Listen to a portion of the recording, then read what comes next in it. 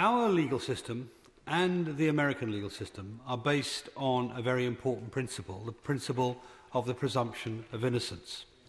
This has not been extended to Shaker Aamer. What's more, in his case, although we're not in a position to make the judgment ourselves, there's a great deal of evidence from the way he was picked up on the basis of a ransom through to the statements of the US authorities that there is no case against him. In effect, there is a probability of innocence. And yet this man has faced 13 years under the most unbelievable circumstances.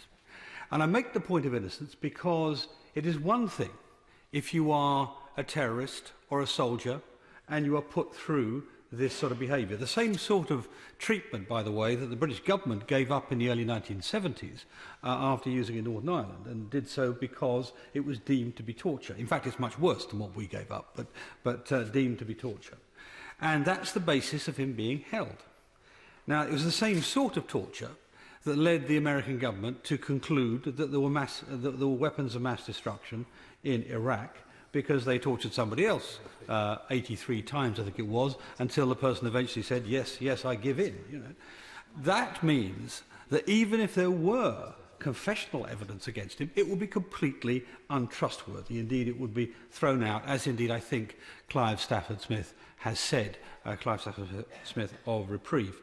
So the first thing is, just simply from the point of view of basic humanity, for somebody who is himself innocent to be put through this is probably 10 times as bad as somebody who is guilty, and it'd be bad for them too. Secondly, our understanding is that Shaker has been a representative, I guess, in the disputes within Guantanamo, and that may make him more of a target. And he is said to have witnessed not just his own torture, but the torture of others, which may be why he is being withheld, or why his release is being withheld. And he is, after all, the last person who is a British resident, I think, who is now in these circumstances. And I join in the comments the honourable member who has just spoken in asking the Minister to give us some sort of account as to why the Americans, or what the Americans have said, is the reason for his non-release so far. Because if it is that he will embarrass them, then that is again a doubling up of the guilt on their part. Because, frankly, this is going to come out into the open at some point.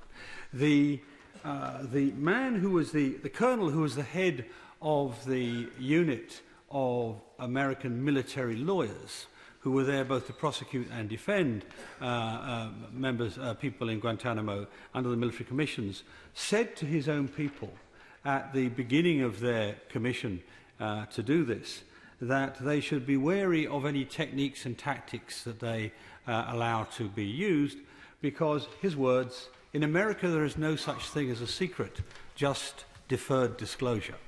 And I think that is eminently true here. And the more rapid that disclosure is, the better it is for all our countries. Frankly, I can understand to some extent why we dropped the moral standards that we ought to abide by in the immediate aftermath of 9/11. It is understandable. Wrong, but understandable. But frankly, it is not understandable that we continue to try to cover it up a dozen years and more later. So for that reason too, he ought to be released. But I want to just finish now, really, because I don't want to take up too much time today, by simply saying we have had a moral slough of despond in the West after 9/11.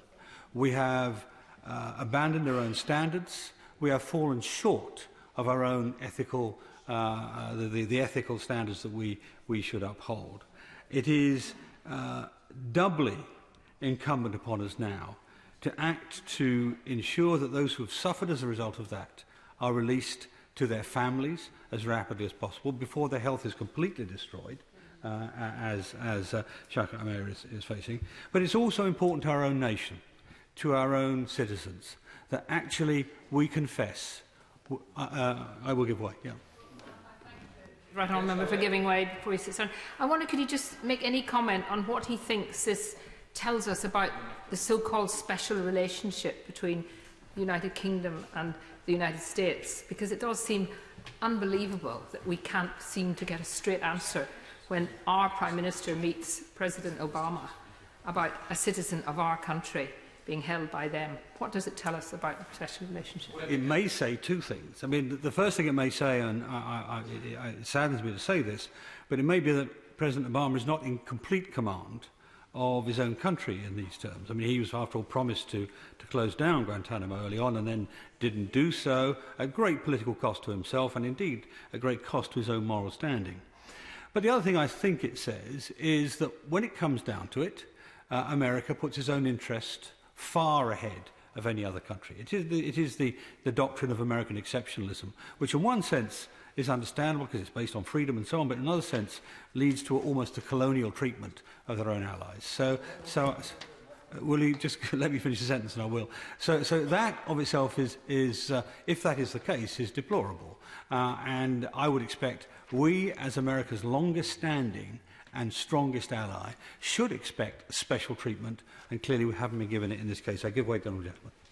Well, I thank the Honourable Gentleman for giving way, but if you look at the morality of this case, bearing in mind that America and Britain, for that matter, have lectured the world on democracy and justice, it's not a very good example of American justice, is it, to have a situation where a person hasn't even been charged with anything, but spent 13 to 14 years in prison and been tortured.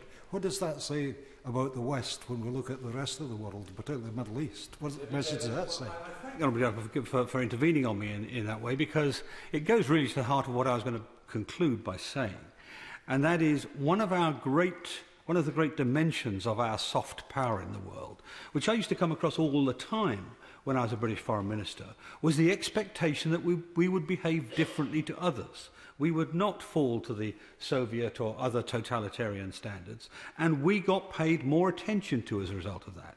It was less true of America, but it was also true of America too. And what has happened in this whole exercise with Shaker Aamer and Binyam Mohammed and a whole series of others has been that we have dropped from those standards. We have fallen from the grace that we were in public opinion. And indeed, we have essentially done what Al-Qaeda would have liked to have done, in truth, by behaving like the guy in the black hat, not the guy in the white hat. And that's why I say, at the end of the day, this is as much on our part a duty to our own citizens as it is a duty to Shaker Aamer, because we are letting them down as well as letting him down. We are betraying the standards which millions died to protect in the last century in 2 world wars. And we are actually increasing the risk of terrorism because this legitimizes the sort of barbarous behaviour we've seen too much of in the last few years. And so I'll finish by joining the Honourable Gentleman in asking the Minister to give us an undertaking that we will redouble our efforts and not give up until Shaker Aamer is returned to his family.